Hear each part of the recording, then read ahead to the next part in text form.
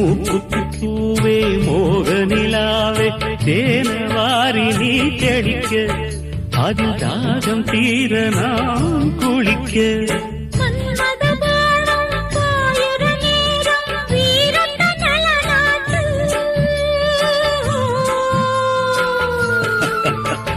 மாலையில் தொடங்கி காலையில் அடங்கும் வாலிப விளையாட்டு பூவுடல்